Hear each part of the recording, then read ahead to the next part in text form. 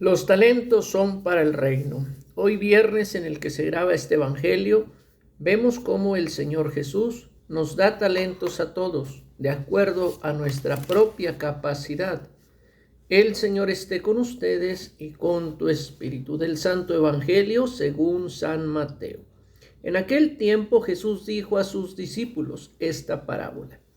El reino de los cielos se parece también a un hombre que iba a salir de viaje a tierras lejanas. Llamó a sus servidores de confianza y les encargó sus bienes.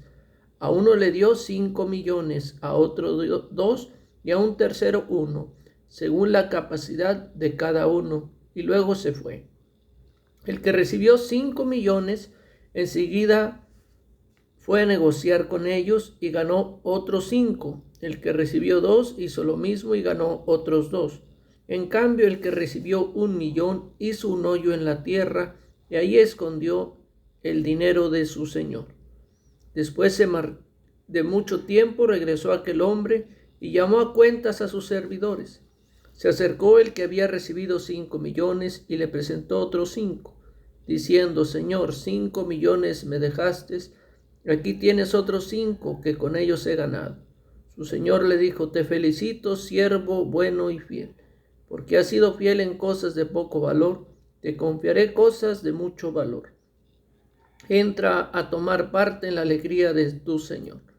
Se acercó luego el que había recibido 2 millones y le dijo: Señor, 2 millones me dejaste, aquí tienes otros 2 que con ellos he ganado.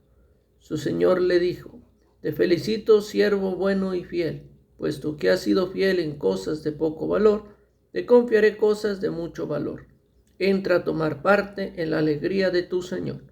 Finalmente se acercó el que había recibido 1 millón y le dijo: Señor, yo sabía que eres un hombre duro, que quieres cosechar lo que no has plantado y recoger lo que no has sembrado.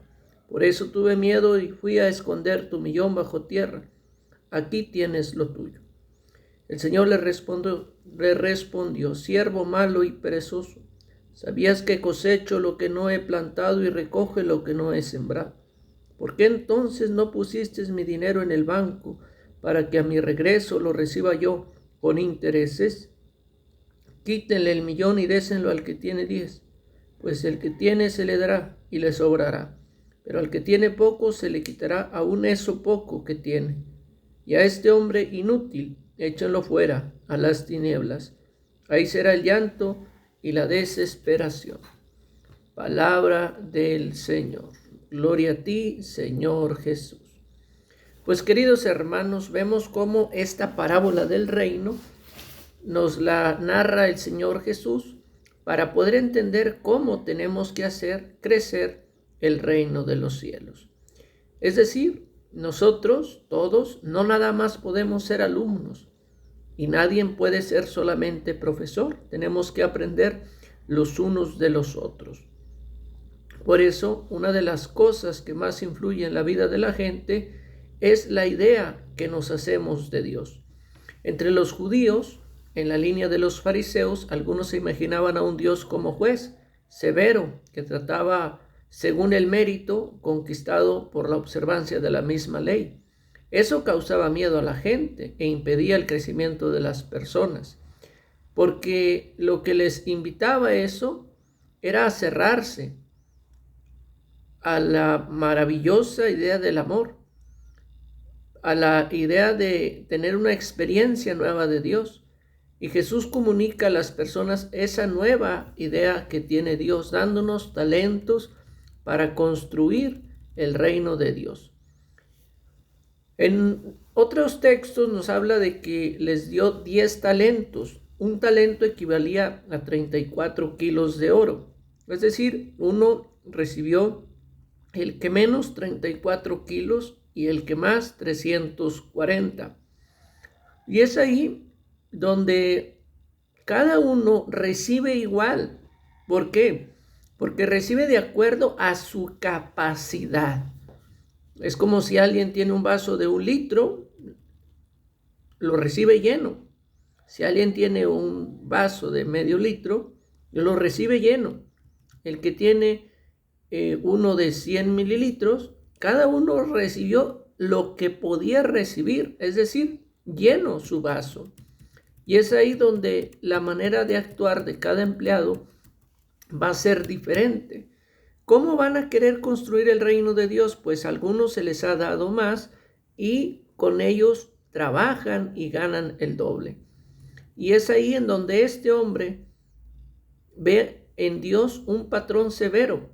Ante un Dios así, el ser humano tiene miedo y se esconde atrás de la observancia exacta y mezquina de la ley, porque piensa que al actuar así, lo severo o la severidad del legislador, pues simplemente no le va a poder castigar, porque tú me diste esto, te lo regreso. Estamos a mano. Pero no, este hombre se encierra en sí mismo, se desliga de Dios y no consigue intereses para los otros.